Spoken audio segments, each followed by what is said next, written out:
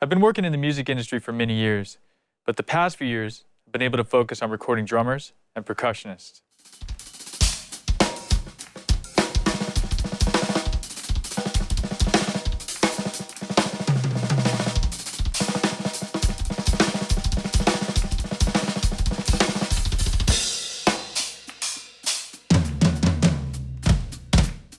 Today we're going to be recording drums with a 4-mic setup.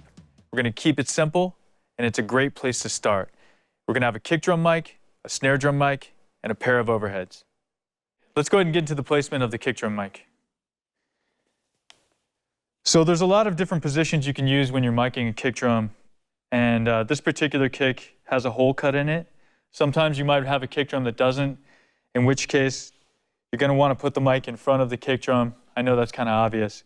The height might be around where the beater actually sits, and then you'll want to play with the distance to get the low end where you would like it.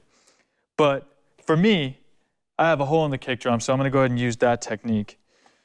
Generally, when you're miking a kick drum inside of it, you'll want to have it about just a little bit inside the hole itself. Now, what I like to normally do is have it aiming just inside the hole itself and turn it at an angle towards where the drum head on the beater side meets the shell of the drum, and kind of aim it. It almost looks like you're aiming at the corner, and then you can play with the distance on your setup. What that gets me is a good balance of the attack from the beater, which is going to be hitting that drum, and the low end, which is going to be developing out of the kick drum itself. If you want to play with that, you can move the mic closer to the beater itself. Now what this accomplishes is getting more attack because you're closer to the beater. It's kind of a simple idea. But what you'll lose is some of the low end when you do that. Now sometimes that can get you the results you want, and it depends on the size of the drum, and it depends on the style of music that you're doing. What we're going to do now is demonstrate those different positions inside the kick drum. I'm going to start with the mic closer to the front head where it has a little more low end, and then I'll move it slowly inside the kick drum, further inside towards the beater, so you can hear the difference in tone. So let's go ahead and demonstrate that now. Let's listen to the kick drum mic. I have it placed just inside the front of the head, and I like this sound because it's nice and balanced.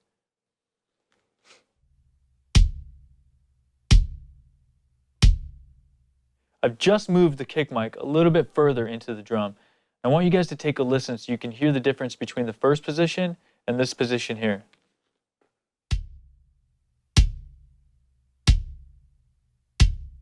I've moved the kick drum mic even closer into the drum.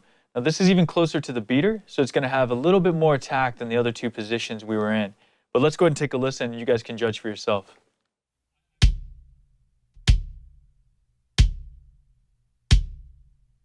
Okay, let's get into the snare drum.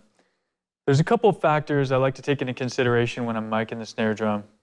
First, is it in the way of the drummer? You got to make sure that your drummer's comfortable. You got to make sure he's going to hit the snare drum and not your snare mic. Now, when I'm placing a mic, what I like to do is aim it towards the middle of the drum, basically where the snare drum is going to be hit.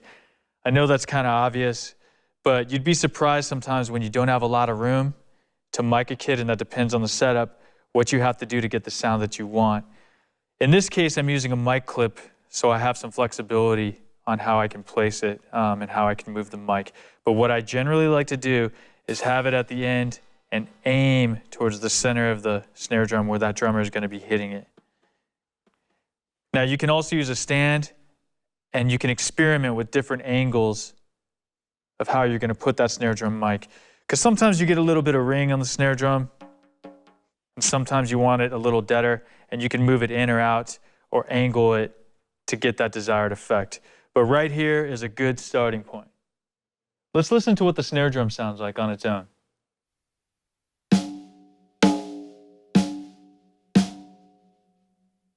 Okay, let's talk about the overhead mics. There are lots of different overhead mic techniques, but today I want to focus on what we're going to be using, which is an XY pattern. I'm going to go ahead and pull this stand down so we can demonstrate how that works.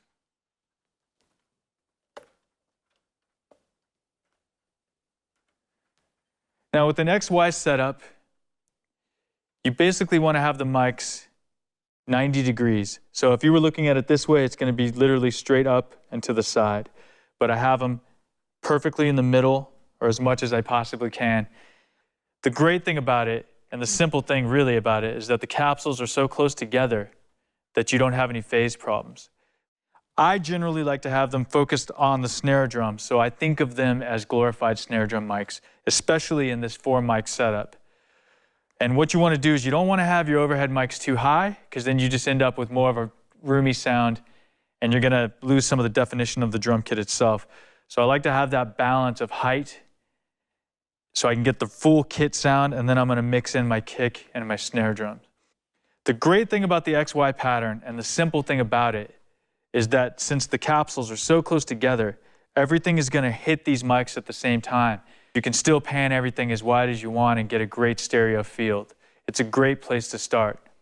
Now let's take a listen to what the overhead mics sound like. When you get to that point of mixing your drums, you want to make sure that you have your overhead mics panned according to the perspective of the drummer. At least that's how I like to do it. We were able to use the 4-mic setup today. So that included an AUDIX D6 on the kick, an AUDIX i5 on the snare, and a pair of AUDIX AUDX 51s for overheads. So I'd like to get into my mic choices a little bit before we play the final mix. Now the D6 is my go-to kick drum mic, and I really dig this mic not only because of its big low end, but its clarity. I use it every day, and I can just put it in a kick drum, get the right placement, and I'm good to go. On snare, we use the AUDIX i5, and it's kind of the same thing for me. It's my go-to mic for snare drum. It's really balanced. That's what I love about it, and it can handle a lot of level without distorting. It's a very, very versatile mic. And finally, for the overheads, I used AUDIX AUDX 51s. Thing about these mics is they get that sound kind of like right on, and it makes my drums sound very, very natural. So these 4 mics are available in a pack called the DP Quad. That's marketed towards drummers, but I want to emphasize that these mics are not just for recording drums. For example, the D6 is great on bass guitar, the i5 is amazing on electric guitars. The AUDX 51s are also really, really great for acoustic instruments. More of this information can be found at audixusa.com. I'm sure you'll experiment on your own time with this 4-mic setup. In our next video, we're going to talk about hi-hats, toms, and some other close miking ideas. But right now, I'd like to play the final mix so you guys can hear how good these 4 AUDIX mics sound on these drums.